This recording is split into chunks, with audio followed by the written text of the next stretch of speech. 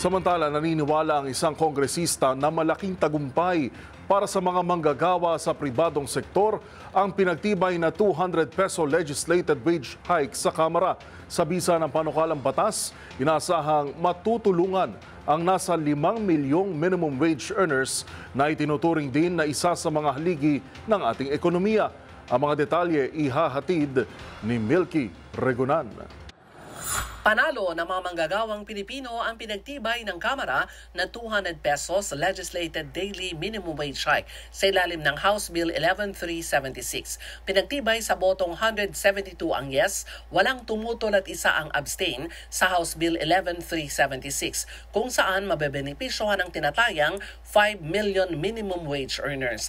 Ayon kay Representative Ramon Jolo Revilla III ng 1st District ng Cavite, isa sa may akda ng bill, layunin itong madagdagan ng 200 pesos ang arawang sahod ng mga minimum wage earners sa pribadong sektor sa buong bansa. Sa pagsasalita sa plenaryo, sinabi ni Revilla, ang panalong ito ay pagkilala sa pagsusumikap at walang sawang sakripisyo ng bawat manggagawang Pilipino na siyang haligi ng ating ekonomiya.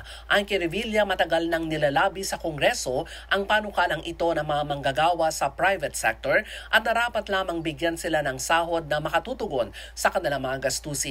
Sabi ni Revilla, sa pagbubukas ng 20th Congress, dapat matutukan ng labor sector at tiyakin na may susulong ang mga panukalang batas na pakikinabangan ng ating mga manggagawa. Umaapela naman sa Senado ang liderato ng Kamara na aksyonan ng bill kapag sumalang na sa BICAM para agad ng maisabatas ni Pangulong Bongbong Marcos. Para sa MBC TV Network News, ako si Milky Regunan, una sa Pilipinas, una sa Pilipino.